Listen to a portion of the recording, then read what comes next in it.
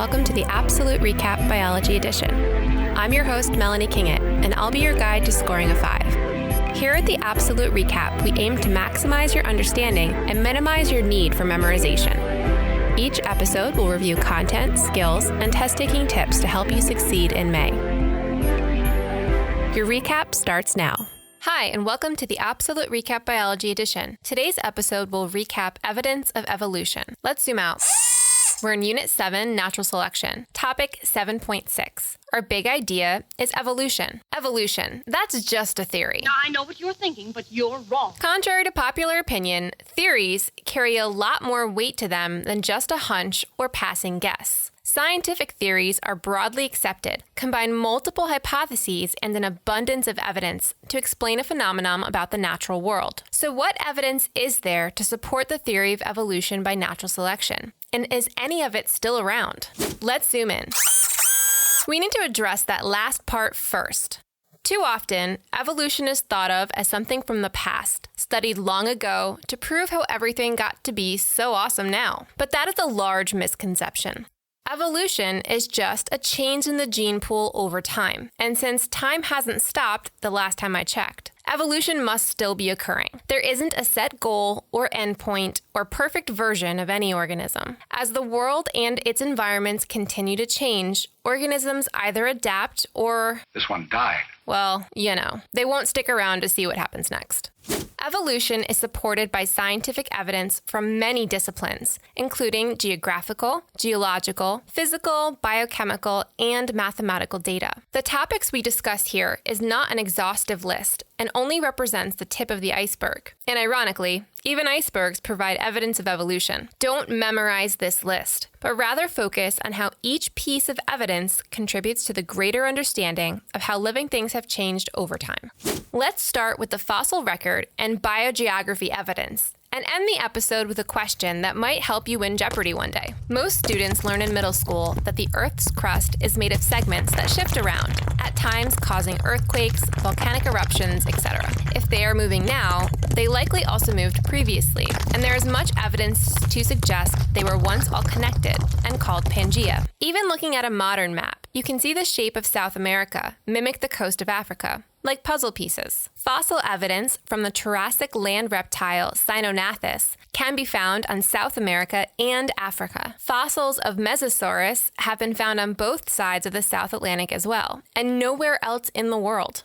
Fossils don't just form in any kind of rock. For example, rivers carry sediment into aquatic habitats such as seas and swamps. Over time, sedimentary rock layers called strata form underwater. As water levels change and geological activity pushes layers of rock upward, the strata and some of their fossils are exposed. Fossils can be dated by a variety of methods, including aging rocks, isotope decay like carbon-14, and geographical data. Often, younger strata with more recent fossils are towards the top, with older fossils in deeper layers. The Grand Canyon is a great example of exposed strata, although recent history has been eroded by wind and rain. Fossils may be found in the most unlikely of places, like how you can find whale fossils and shells in deserts, once ancient oceans. The fossil record can also provide clues about extinct transitional species to those that are extant, still living. The Amazonian dolphin has nostrils at the top of its skull, while its ancestor, the Proseuglodon from 36 million years ago, has nostrils only halfway down the snout.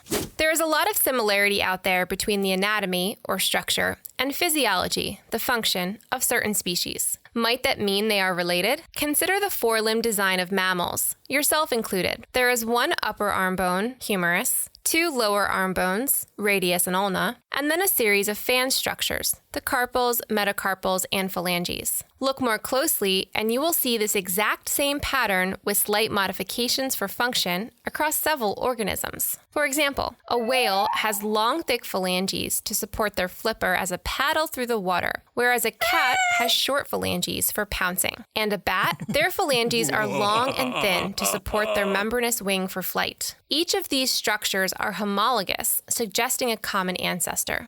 Why does the whale have a hip bone? No, this is not the start of a bad joke, but rather an amazing example of our next piece of evidence. Vestigial structures have no apparent function and are residual instructions from a past ancestor. These remnant pieces exist because DNA still codes for them, even if their function is obsolete. So if whales have hip bones, this suggests that their ancestors once had legs and walked on land. We could spend an entire episode talking about the evolution of whales. Cetaceans are the coolest. Other examples of vestigial structures are the human appendix and the wings of flightless birds. As for the age-old question of why do men have nipples? When it comes to evolution, if the trait doesn't provide an evolutionary disadvantage, the alleles will remain in the population gene pool, a neutral trait.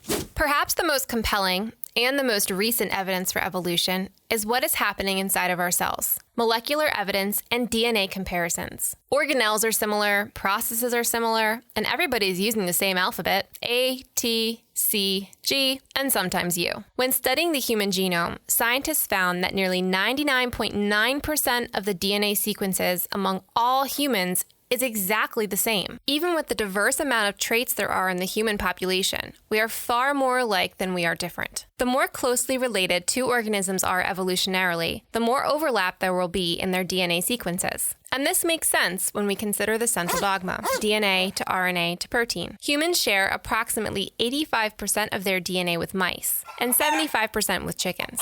Consider cytochrome C, a protein that has an essential role in cellular respiration. Over billions of years, this gene has accumulated neutral mutations that can be compared among species and used to predict when organisms diverged from a common ancestor. The greater the difference in amino acid sequence, the more distantly related two organisms are.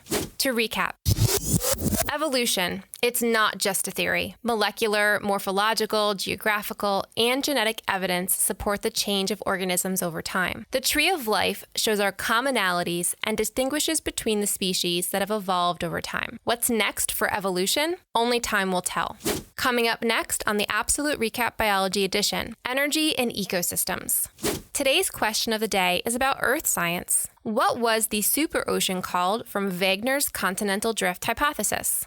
For the answer to today's and future questions, please follow us on Instagram at TheApsoluteRecap. That's the APsolute recap. If you are a student with questions or a teacher with suggestions, we'd love to hear from you. If you have a biology topic or another AP subject you would like us to cover on the Absolute Recap, please email us at TheApsoluteRecap@gmail.com. That's the APsolute@gmail.com. The Absolute Recap is produced by Brad Kingett with music by Zach Caruso. Please remember to rate, review, and subscribe wherever you get podcasts. Time's up, pencils down. Thank you for listening to the Absolute Recap Biology Edition. AP is a registered trademark of the College Board. Copyright 2020, Absolute Recap, LLC, all rights reserved.